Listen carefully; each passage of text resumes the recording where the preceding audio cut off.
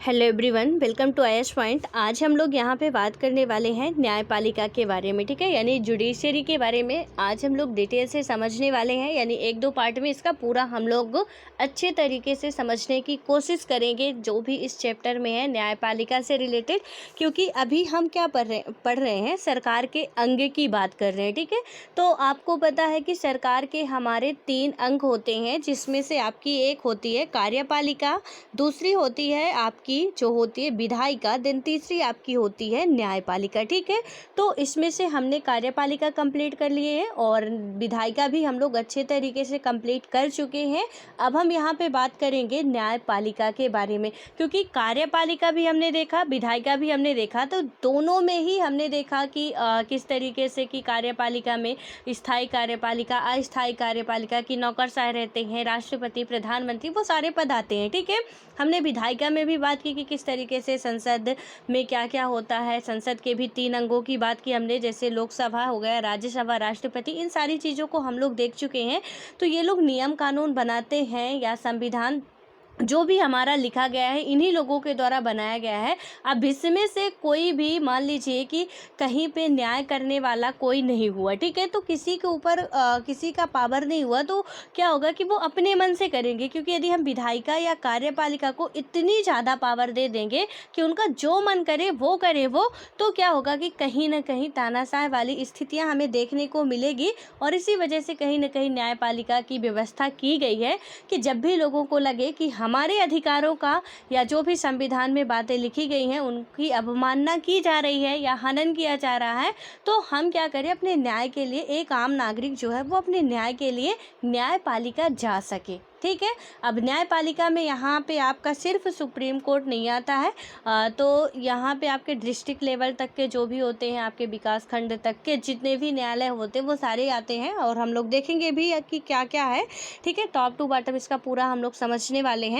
तो इसमें यदि हम देखें कि इसके इंट्रो में कि हमें अंदर इसके क्या क्या पढ़ना है, क्या क्या जानना है, तो बताया गया है कि आमतौर पर जो होता है, न्यायालय को विभिन्न व्यक्तियों या निजी संस्थाओं के आपसी विवादों को सुलझाने वाले मंच के रूप में देखा जाता है।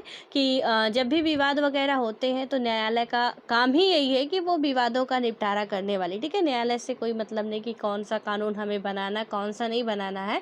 हाँ, किस कानून के तहत लोगों को सजा दी जा रही है या कैसे मतलब लोगों को प्रताड़ित किया जा रहा है, उनके अधिकारों का हनन किया जा रहा है, उस पे क्या करेगी कि न्यायालय की ये जिम्मेदारी है कि उसे बेहतर तरीके से वो न्याय करे और लागू कराए। तो इसमें से क्या होता है, लेकिन न्यायपालिका कुछ जो है महत्वपूर्ण राजनीतिक कामों को भी अंजाम देती है। न्यायपालिका क्या करती है कि सरकार का एक महत्वपूर्ण अंग है। तो 3 अंगों में से एक अंग क्या है, न्यायपालिका भी है। एंड आई होप कि आपको ये सरकार के जो 3 अंग हैं वो आपको बहुत अच्छे तरीके से रट गए होंगे। एंड जिन्हें आज तक नहीं पता था कि विधायिका, कार्यपालिका या न्यायपालिका क्या होता है, तो उन्हें अच्छे तरीके से समझ भी आ गई होगी, ठीक है।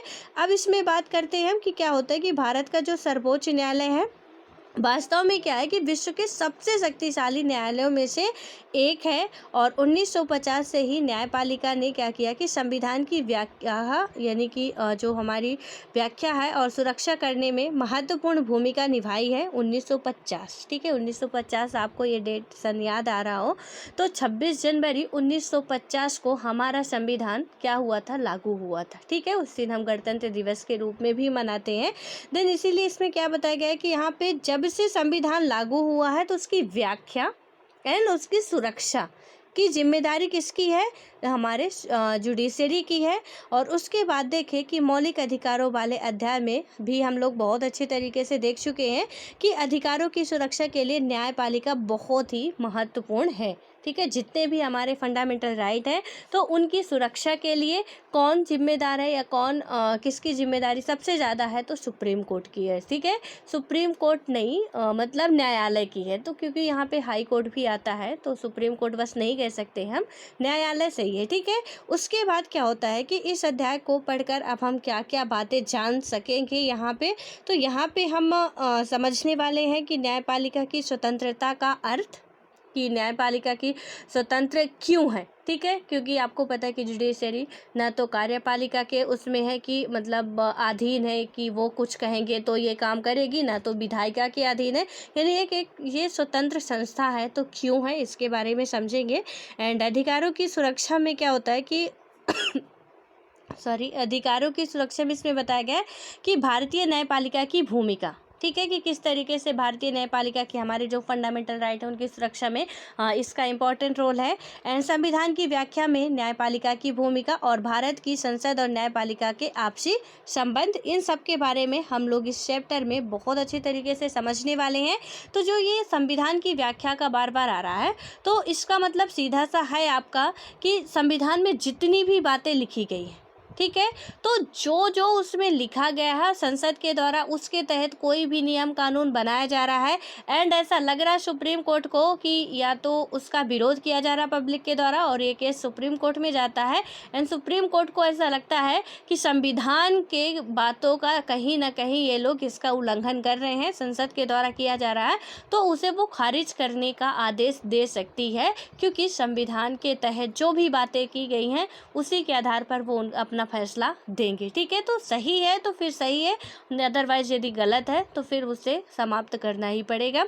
तो इसके बारे में हम लोग और अच्छे तरीके से इस चैप्टर में समझने वाले हैं, तो बिल्कुल अभी से परेशान नहीं होना है। तो यहाँ पे क्या होता है कि हमें स्वतंत्र न्यायपालिका क्यों चाहिए। सबसे पहला क्वेश्चन आपका आता है कि आखिर हमें स्वतंत्र न्यायपालिका ही क्यों चाहिए, क्यों किसी के अधीन यदि न्यायपालिका होती तो क्या प्रॉपर तरीके से न्याय नहीं हो पाता। तो इसमें होता क्या है कि हर समाज में व्यक्तियों के बीच, समूहों के बीच और व्यक्ति या समूह तथा सरकार के बीच विवाद उठते हैं, ठीक है। हर समाज में विवाद उठते हैं, चाहे एक व्यक्ति के दूसरे व्यक्ति से विवाद हो, एक समूह से दूसरे समूह में विवाद हो, एक धार्मिक संस्था का दूसरी धार्मिक संस्था से विवाद हो, एक सरकार का दूसरी सरकार से विवाद हो। विवाद कई तरीके के होते हैं और हर जगह विवाद होते हैं, ठीक है। और उसके बाद क्या होता है कि इन सभी विवादों को कानून के शासन के सिद्धांत, यानी कि इसमें क्या बताया गया कि कानून के शासन के सिद्धांत के आधार पर एक स्वतंत्र संस्था द्वारा हल किया जाना चाहिए। और कानून के शासन का भाव यह है, यानी जो ये कानून का शासन का सिद्धांत की बात की गई, इसका मतलब क्या है कि धनी और गरीब, स्त्री और पुरुष तथा अंगड़े और पिछड़े सभी लोगों पर एक समान कानून लागू हो। यानी कि ये आप कहीं पे लिख भी लीजिएगा, यदि आपको ऐसा लगे कि ये भूल जाएंगे इन फ्यूचर तो अच्छी बात है कि आप लिख लेंगे। जो कानून का शासन है, ठीक है, तो इस सिद्धांत के तहत, यानी कानून के शासन के सिद्धांत के तहत ये बातें कही गई। और इसका मतलब क्या हुआ, कानून के शासन का मतलब कि अमीर गरीब में कोई फ़र्क नहीं, इसमें आपके अच्छे और गंदे में कोई फ़र्क नहीं, या गोरे काले जो भी रंग भेद की बात आती है, इसमें वर्ग के आधार पर कि कौन किस वर्ग से आ रहा है उसमें भी कोई भेदभाव नहीं, इसमें जेंडर के आधार पर कोई भेदभाव नहीं कि वो महिला है कि वो पुरुष है। और यहाँ पे यदि हम बात करें तो आर्थिक आधार पर ही कि धनी है या निर्धन है, कोई भी इसमें भेदभाव किए बिना क्या किया जाएगा कि यहाँ पे न्यायालय द्वारा सबको न्याय दिया जाने की बात की गई है हमारे संविधान में भी। और इसमें यही बताया गया है कि कानून के शासन का मतलब यही होता है, ठीक है। तो आप इतना सारा ना लिख के कि वर्ग के आधार पर, आर्थिक आधार पर, लिंग के आधार पर, तो सीधे से आप लिख देंगे कि कानून के शासन के सिद्धांत के आधार पर, ठीक है। तो कुछ ऐसे इस तरीके के वर्ड आप इस्तेमाल कर सकते हैं। एंड उसके बाद हम देखें यहाँ पे क्या होता है कि न्यायपालिका की प्रमुख भूमिका यह है कि कानून के शासन की रक्षा और कानून की सर्वोच्चता को सुनिश्चित करें। अब जहाँ भी ये कानून के शासन का आएगा तो आपको समझ जाना है कि किसके बारे में बात हो रही है, ठीक है। इसमें सारी चीज़ें आ जाएंगी, धर्म, जाति, लिंग, वो सब आ जाएगा। तो इसमें क्या बताया गया है कि मतलब उनकी रक्षा और कानून की सर्वोच्चता को सुनिश्चित करें। न्यायपालिका व्यक्ति के अधिकारों की रक्षा करती है। न्यायपालिका क्या करती है, हमारे आपके सभी के अधिकारों की वो रक्षा करती है और विवादों को कानून के अनुसार हल करती है। कानून जो भी कानून बने होते हैं, ठीक है, उनके अनुसार वो उसे क्या करती है, हल करने की कोशिश करती है। और यह सुनिश्चित करती है कि लोकतंत्र की जगह किसी एक व्यक्ति या समूह की तानाशाही ना ले। और इसके लिए क्या होता है, ज़रूरी है कि न्यायपालिका किसी भी राजनीतिक दबाव से मुक्त हो। यानी कि यदि निष्पक्ष और स्वतंत्र न्याय हमें चाहिए तो सबसे इम्पोर्टेंट बात है कि हमारी जो जुडिशरी है वो बिल्कुल स्वतंत्र होनी चाहिए। क्योंकि यदि किसी भी राजनीतिक सत्ता के हाथ में आ गई है तो फिर न्याय नहीं हो पाएगा। और राजनीति में आज हम बात कर रहे हैं कि 2000 में से 1500 दागी राजनेता हैं, और लेकिन यदि सुप्रीम कोर्ट भी उनके अधीन होती तो पता चलता कि यहाँ के 2000 के 2000 ही पूरे के पूरे क्रिमिनल यहाँ पे भरे हुए हैं। ठीक है, तो इसमें से क्योंकि उनका ही बोलबाला रहता, वो जो चाहते वही होता। जैसे कुछ तानाशाह कंट्रियाँ होती हैं, वहाँ पे न्यूज़ चैनलों की यदि हम बात करें उनकी स्वतंत्रता की, तो उसमें से क्या होता है कि जितना वो चाहते हैं, वहाँ के जो शासक होते हैं, जो वो चाहेंगे कि ये खबर जनता तक पहुँचाई जाए या ये खबर नहीं पहुँचानी चाहिए, वही न्यूज़पेपर वाले या मीडिया वाले उतनी ही बातें अपनी न्यूज़पेपर या मीडिया में दिखाते हैं।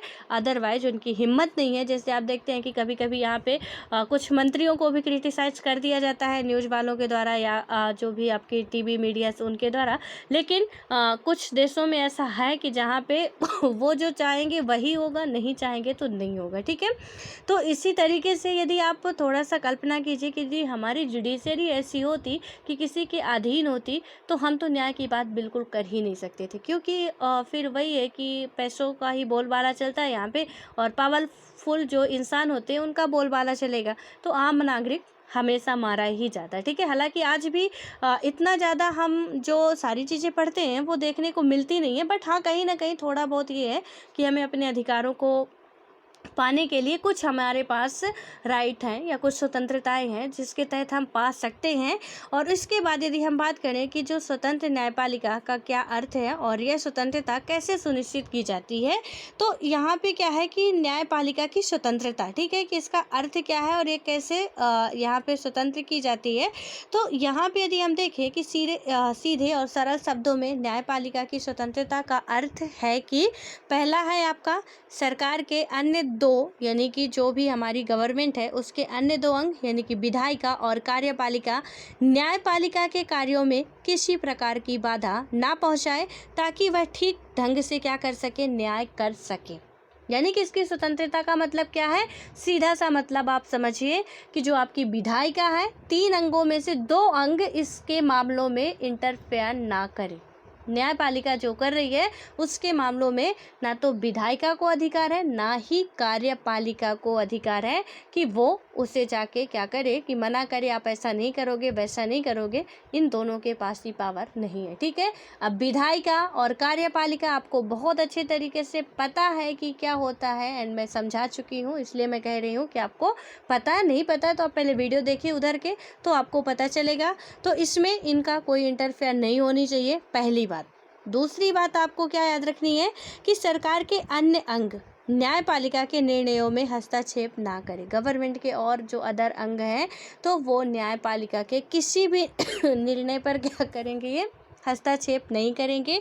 देन आता है आपका सॉरी जो थर्ड वाला है कि न्यायाधीश बिना भय या भेदभाव के अपना कार्य कर सके। तो जो न्यायाधीश होते हैं, तो यहाँ के जो चीफ जस्टिस ऑफ इंडिया हैं, वो क्या करें कि उनके पास पूरा पावर होता है जस्टिस करने का, कि वो किस तरीके से कर रहे हैं, कैसे कर रहे हैं। हालांकि कानून जो भी नियम कानून बने रहते हैं उन्हीं के तहत करते हैं, तो इसमें से किसी का भी रोक नहीं होता। तो ये तीनों बातें ही आपको याद रखनी है कि हमारी जुडिशरी, हम स्वतंत्रता की बात करते हैं कि वो स्वतंत्र है, तो किस तरीके से स्वतंत्र है, कैसे स्वतंत्र है, ये हमें ध्यान देना है। ठीक है, अब आता है कि न्यायपालिका की स्वतंत्रता का अर्थ स्वेच्छाचारिता या उत्तरदायित्व का अभाव नहीं है। न्यायपालिका देश की लोकतांत्रिक राजनीतिक संरचना का एक हिस्सा है और न्यायपालिका देश के संविधान, लोकतांत्रिक परंपरा और जनता के प्रति क्या है, आपकी जवाबदेह है। ठीक है, तो ये 3 बात सबसे इम्पोर्टेंट है, आपको याद रखनी है। देन आगे बढ़ते हम लोग, तो यहाँ पे बताया गया है कि न्यायपालिका जो है, तो न्यायपालिका को स्वतंत्रता कैसे दी जा सकती है और उसे सुरक्षित कैसे बनाया जा सकता है। तो इसमें क्या होता है कि भारतीय संविधान जो हमारा है, इंडियन कॉन्स्टिट्यूशन ने क्या किया है कि अनेक उपायों द्वारा न्यायपालिका की स्वतंत्रता सुनिश्चित की है। ये जो आपका अभी हम न्यायपालिका पढ़ रहे हैं, यानी कि सरकार के तीनों ही अंग यूपीएससी के बहुत फेवरेट है। ठीक है, आप क्वेश्चन पेपर उठाइए और देखिए कि इनसे कितने क्वेश्चन आए हुए हैं, इसलिए ध्यान से प्लीज़ मैं बार बार कह रही हूँ कि समझने की कोशिश कीजिएगा। अच्छे तरीके से एक बार कंसेप्ट आपके माइंड में बैठ जाएंगे तो फिर आपको दोबारा कभी पढ़ना नहीं पड़ेगा। रिवाइज तो हमेशा करना चाहिए और वो करना भी पड़ेगा, ठीक है। तो इसमें से क्या है कि जो हमारा इंडियन कॉन्स्टिट्यूशन है, यहाँ पे क्या बताया गया है कि जुडिशरी को हम कैसे स्वतंत्र रख सकते हैं, इसके लिए कई सारे हमारे नियम कानून बनाए गए हैं या इसकी जो स्वतंत्रता है वो सुनिश्चित की गई है। इसमें क्या होता है कि न्यायाधीशों की नियुक्तियों के मामले में विधायिका को सम्मिलित नहीं किया गया, यानी कि न्यायाधीश की जब भी नियुक्ति होगी तो प्लीज़ इसे ध्यान से सुनिएगा, मैं बार बार 4 बार बोल रही हूँ वही वर्ड, न्यायाधीशों की जो नियुक्ति है, ठीक है, तो विधायिका को सम्मिलित नहीं किया गया है कि न्यायाधीशों की नियुक्तियों में विधायिका का कोई इसमें हाथ हो, ठीक है। देन उसके बाद क्या होता है कि इससे यह सुनिश्चित किया गया है कि इन नियुक्तियों में दलगत राजनीति की कोई भूमिका नहीं रहेगी। सीधा सा मतलब है, विधायिका में आपको पता है कि राजनीति है, लोकसभा राज्यसभा में राजनेता ही भरे हुए हैं, तो सीधा सा मतलब है कि राजनीति इसमें नहीं शामिल करता है, यानी राजनेताओं की भागीदारी इनके नियुक्तियों में नहीं होनी चाहिए कि हमारे सुप्रीम कोर्ट में या हाई कोर्ट में जो भी जज चुने जा रहे हैं, तो न्यायाधीश चुने जा रहे हैं, उनके लिए कोई राजनीतिक ऐसा करे कि वहाँ पे सलाह दे कि इसको चुनना चाहिए या उसको चुनना चाहिए, तो ऐसा नहीं है। तो फिर अभी आगे देखते हैं कि कैसा है, ठीक है।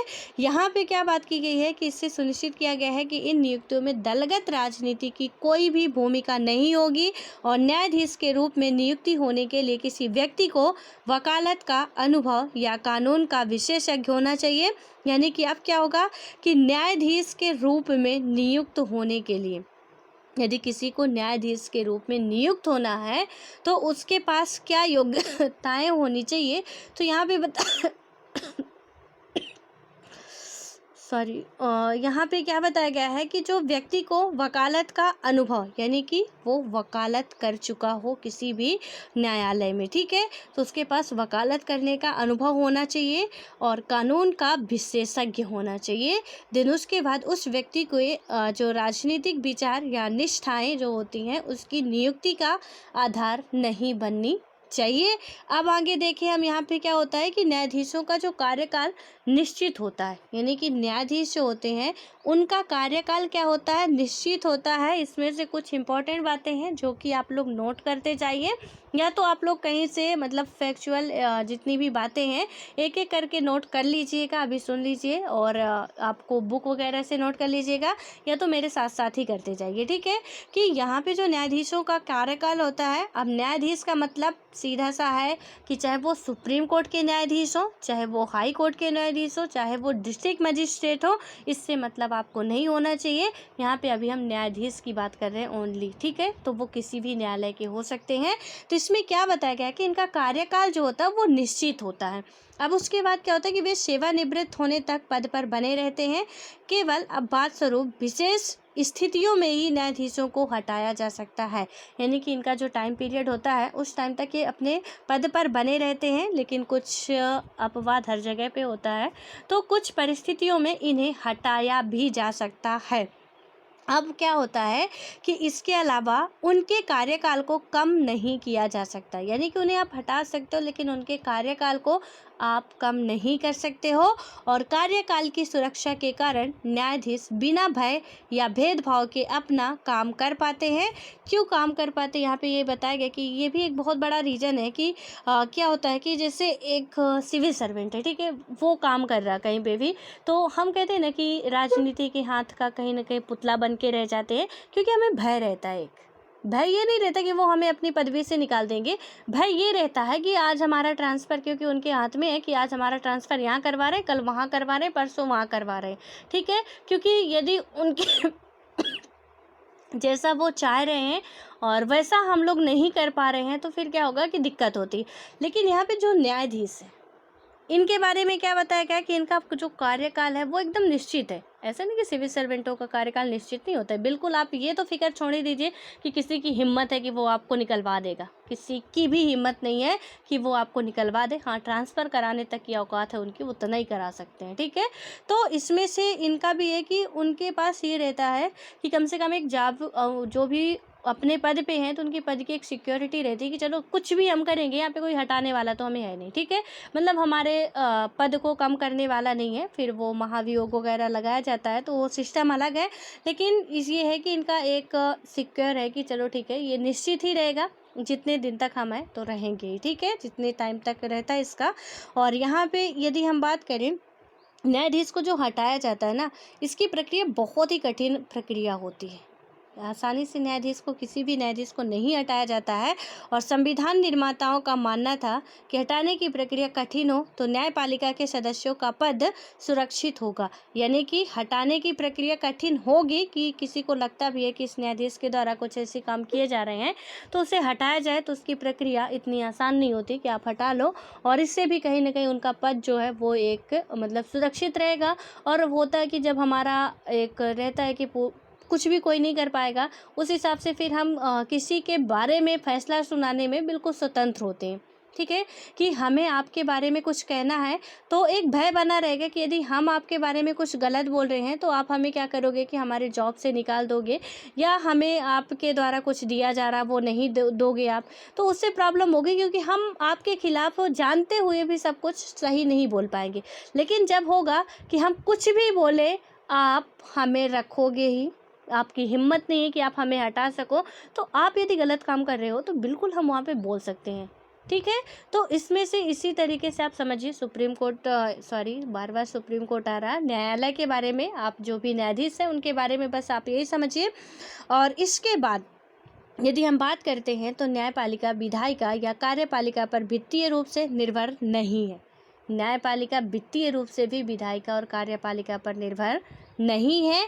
और संविधान के अनुसार न्यायाधीशों के जो वेतन और भत्ते के लिए विधायिका ही स्वीकृत नहीं ली जाएगी।